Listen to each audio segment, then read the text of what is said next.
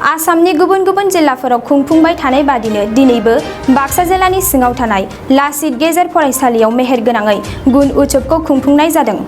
बाक्सा जिल्ला सालबारि महकुमा मायंफारा गामिनि साखाथियाव थानाय लासित गेजेर फरायसालियाव दिनै गुन उत्सबखौ मेहेरगोनाङैनो खुंफुंनाय जादों। फरायसुला फरायसुलि गाहाय फोरोंगिरिफोरजों लोगोसे फोरोंगिरि हानजा आरो फरायसाफोरनि दिथागिरिफोराबो बे गुन उत्सब फालिनायाव बाहागो लाफैदों। सोलोंथाइनि फारसे सोलायनाय आरो जौगानाय लाबोनायनि थांखिजों रायजो नाङैनो गुन उत्सबखौ खुंफुंनायाव लासित गेजेर फरायसालियाबो उन जानानै थायाखै। बे गुन उत्सब खुंफुंनायावनो दिथागिरि महरै नुजाथि फैदों एमसि कलेजनि एसिस्टेन्ट प्रफेसर डक्टर इउसा आलिया। बरपेटा रडनिफ्राय अनजय बसुमतारिनि खौरां। बे सरकारनि मोनसे सिस्टेम आरो बेनि थांखिया जाहैबाय गथ'फोरखौ क्वालिटि इडुकेसनाव लांनाय आरो बेजों लोगोसेयै बे फरायसालिनि जिथु इनफ्रास्ट्राकचार बे इनफ्रास्ट्राकचारफोरखौ डेभेलप खालामनो थाखाय बे गुन उत्सबखौ खुंनाय जायो आरो बियो दिनै थामथि फेजआव फैबाय आरो दिनै बे जोंनि बे लासित एम इ स्कुलाव दिनै बे जों जागायनो दान्दिसे उनाव जागायसिगोन आरो बेवहाय एक्सटार्नेल हिसाबै जोंनिफ्राय एमसि कलेजनि इउसा आलि होननाय सासे प्रफेसरा बेहाय एक्सटार्नेल हिसाबै नुजाथिफैगोन। जोंनि बे फरायसालियाव दासिम 172 दङ टटेल आरो फोरोंगिरिया 15 जन दङ। सिगां खननै फालिखांबाय जोङो 17-19 एबो खालामदों ओमफ्राय गेजेराव बे कभिड प्रट'कलनि थाखाय बेखौ दोनथ'नाय जादों ओमफ्राय गोदान देग्लायनिफ्राय आरो स्टार्ट खालामफिननाय जादों। दा जोंनि बायदि दा सरकारनि सिस्टेम जिहेतु सरकारा बेखौ फालिनो थाखाय गासैबो फरायसालिफोरखौ बेखौ बिथोन होनाय जादों आरो बेवहाय गासैबो फरायसालिफोरा बेखौ सरकारनि बिथोन बायदिहाय फालियोबा मोजां जायो आरो मानो होननानै बुङोबा बे गुनत्सब फाथिनायनि गेजेरजों फरायसाफोरखौ जोङो माबोरैहाय क्वालिटि इडुकेसन लांनो हायो आरो बेजों लोगोसे जोंनि फरायसालिफोरखौ जोङो माबोरैहाय मोजाङै दाफामनानै एबा इनफ्रास्ट्राकचारखौ डेभेलप खालामनानै जोङो माबायदि लांनो हायो बे सिस्टेम जिहेतु थाङो नालाय दा बेनिखायनो गासैबो फरायसालिफोरा बेखौ गोसो होलायनानै जुदि फालियोब्ला जोंनि सरकारनि जिथु थांखि बे थांखिया जाफुंगोन होननानै आं सानो।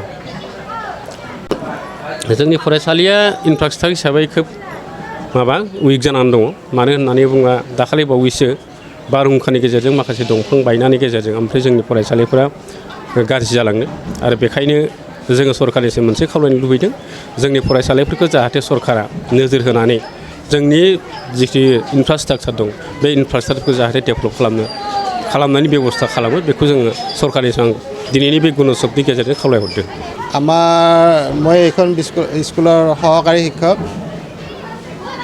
এইটো আমাৰ তৃতীয় পৰ্যায়ৰ আজি দ্বিতীয় দিনৰ আমাৰ গুণোৎসৱৰ কাৰ্যসূচী। অপেন যিটো কাৰ্যসূচী আছিলে সেইটো 1 তাৰিখে পাৰ হৈ গ'ল। আজি ডে 2 আৰু ডে 2ত আমাৰ আজি এতিয়া প্ৰস্তুতি চলি আছে। আমাৰ বৰ্তমান মৰ্ণিং এছেম্বলিৰ কাৰণে আমি সাজু হৈছোঁ 9 বজাত। তাৰপিছতে পৰ্যায়ক্ৰমে আমাৰ গুণোৎসৱৰ বাকী কাৰ্যসূচীবিলাকো চলি যাব। এইখিনিতে আমি অলপ অভাৱ অভিযোগৰ কথাও ক'ব পাৰোঁ নিশ্চয়। তো আজি ইমান বছৰে আমাৰ এই বিদ্যালয়ত আন্তঃগাঁথনিৰ খুবেই অভাৱ। ছাত্ৰ ছাত্ৰীৰ অনুপাতে আমাৰ শ্ৰেণীকোঠাৰ অভাৱ, ডেস্ক বেঞ্চৰ অভাৱ আৰু বিল্ডিঙো লাগে আমাক। এইটো পুৰণা বিল্ডিং, পানী পৰে।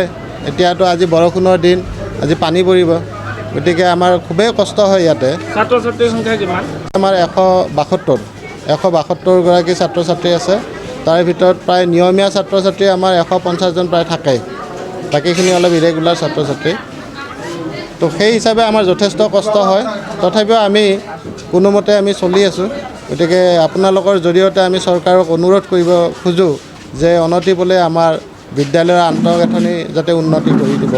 नोंथाङा सरकारि साख्रि नागिरदोंना? नोंथांनि थाखाय मोनसे गोजोनथाव खौरां। नोंथांनि थाखाय दं एडुकेट पइन्ट, जेराव नोंथाङा सोलोंथाइ लानायनि गेजेरजों सरकारि साख्रिनि गुबुन गुबुन रोखोमनि गोब्राब आनजादफोरखौ उथ्रिसारनो हागोन आरो गावनि आथिङाव गसंथानो हागोन।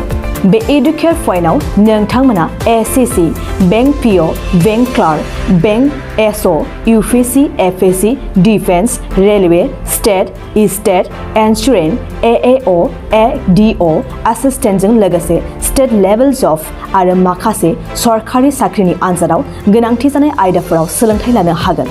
मख'नो गोनांदि बे सोलोंसालियाव साख्रिनिल' नङा बेयाव MBA आरो सैनिक स्कुल बायदियाव एडमिशननि थाखाय एन्ट्रेन्स होनो थाखायबो सोलोंथाइ लानो हागोन।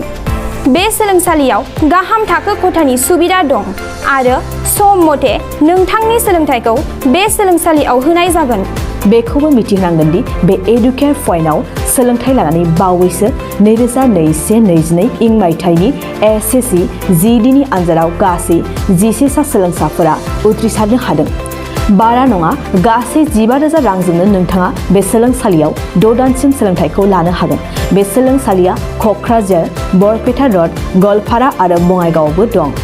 क'क्राझाराव सोलोंथाइ लानो गोसो गुदुं जानाय सुबुंफोरा 70020261333 9101536360 70020261333 9101536360